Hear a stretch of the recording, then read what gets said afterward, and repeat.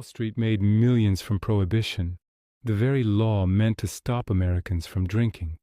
Think about that. While ordinary families risked prison for a bottle of whiskey, bankers quietly financed the mob and cashed in on bootleg liquor like it was just another stock trade. Warren Buffett once warned that Wall Street doesn't care about morality, only money. And this story proves it in ways more shocking than any crash or scandal. Because the biggest profits weren't made by gangsters with guns, but by bankers in suits. And the reveal of how they pulled it off will change how you see every financial boom since. Let's break it down. In the 1920s, Wall Street wasn't just about stocks and bonds. It was about booze. The shocking truth is this: America outlawed alcohol in 1920 to make society cleaner, but the biggest winners weren't law-abiding citizens. They were bankers. Wall Street made millions off the very crime that ordinary families were jailed for. And while history paints prohibition as a battle between the government and gangsters, the real players pulling strings wore suits, not fedoras. Here's the part no one tells you. By the time prohibition began, alcohol was America's fifth largest industry. Entire cities ran on the profits of distilleries, breweries, and saloons. Overnight, with a single law, all of it went underground. But alcohol didn't vanish. It simply became more profitable. Demand didn't collapse. It surged. And while working-class men risked prison to smuggle a bottle, Wall Street quietly set up the pipelines of money that allowed the mob to build empires. Think about it.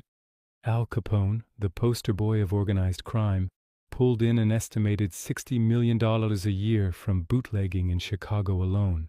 Adjusted for inflation, that's close to $1 billion annually. But Capone didn't keep his fortune in sacks of cash. He needed banks. He needed brokers. He needed investment. And that's where Wall Street stepped in. They didn't just tolerate crime, they financed it. And here's where the irony bites. The very bankers who condemned bootleggers as criminals were buying bonds in companies that supplied them with sugar, glass bottles, and trucking fleets. They financed the infrastructure of illegal alcohol the same way they financed steel or oil. The mobsters supplied the liquor. Wall Street supplied the oxygen. Warren Buffett once said, "Wall Street makes money whether you do or not." He could have been talking about prohibition. Because here's the dirty secret. When Americans were told to give up drinking for moral purity, bankers were drinking champagne bought with the profits of that moral crusade. But it wasn't just banks. The stock market itself became a playground for booze, profits. During Prohibition, legal companies that made near beer, soft drinks, and medicinal alcohol saw their stock prices soar. Why? Because everyone knew what was really happening. Anheuser-Busch pretended to make yeast. Seagram pretended to make tonics. But behind the facade, much of their product was diverted to bootleggers. Wall Street analysts knew this. Investors knew this, and yet they poured in money. Publicly, Wall Street condemned crime. Privately, it bet on it. This is where the contradictions get outrageous. While the government was throwing ordinary citizens in prison for having a pint of whiskey, J.P. Morgan's firm was quietly structuring financing deals that enabled bootleggers to launder cash. The same firms that marketed themselves as pillars of American capitalism were moving mob money through shell companies in Canada and the Caribbean. Bank ledgers don't lie. Illegal money was cleaned, invested, and multiplied through the very same system that was supposed to uphold law and order. Here's a number that should stop you cold. By 1930, estimates suggest that bootlegging generated around $3 billion annually in today's money. That's more than Ford, General Motors, and U.S. Steel combined. Now ask yourself, could that much money have flowed without bankers, brokers, and lawyers? Of course not. The mob may have controlled the streets, but Wall Street controlled the balance sheets. And yet in the textbooks, Prohibition is told as a morality tale about speakeasies, jazz, flappers, and gangsters with Tommy guns. But that's the distraction. The real wealth was accumulated quietly in marble offices downtown. The gangsters were the muscle. Wall Street was the brain. The irony grows sharper. Prohibition was sold to Americans as a way to reduce crime, protect families, and uplift society. In reality, violent crime exploded, corruption went mainstream, and bankers quietly extracted fortunes from the chaos. This wasn't the elimination of vice, it was its monetization. And let's not forget the government's role. Politicians thundered against bootlegging in public while taking donations from financiers tied to the trade in private. Campaign coffers were filled with the same dollars that paid for smuggled whiskey from Canada and rum from the Caribbean. This wasn't hypocrisy, it was policy. Now here's the part that feels almost too modern. The playbook Wall Street perfected during Prohibition never went away. Follow the money in any moral crusade, and you'll find financiers making a killing. The war on drugs, private prisons and banks handling cartel cash, the tech crackdown, venture capitalists funding loopholes faster than laws can close them. Prohibition wasn't an accident, it was a rehearsal. The contradiction is staggering.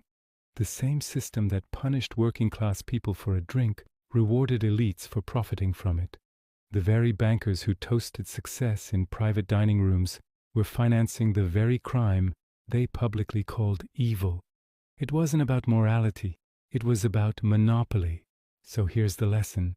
Wall Street doesn't care about right or wrong, it cares about flows of money. When Prohibition made alcohol illegal, bankers didn't see a crime.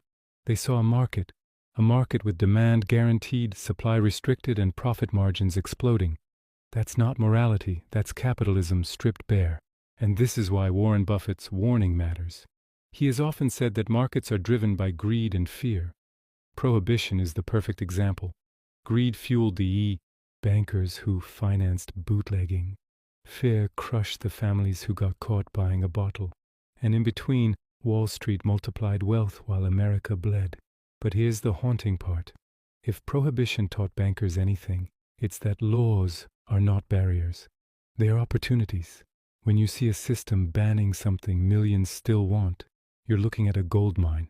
And Wall Street will always dig. Whether it's alcohol, drugs, or data, the lesson is the same. The profit isn't in the legality. The profit is in the demand.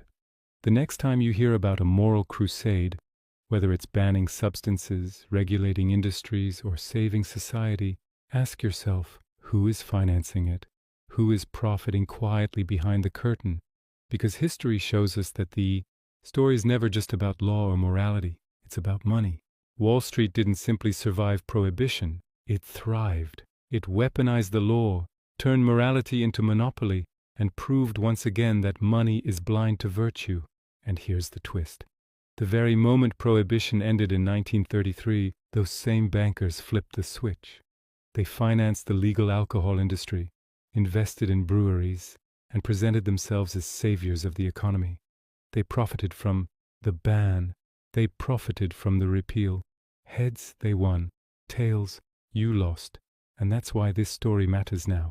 Because Prohibition isn't just history, it's a blueprint. The formula hasn't changed. Laws create scarcity. Scarcity creates profits. And Wall Street will always be there. Not on the battlefield, but in the counting room, quietly multiplying money while the headlines distract you with gangsters and chaos.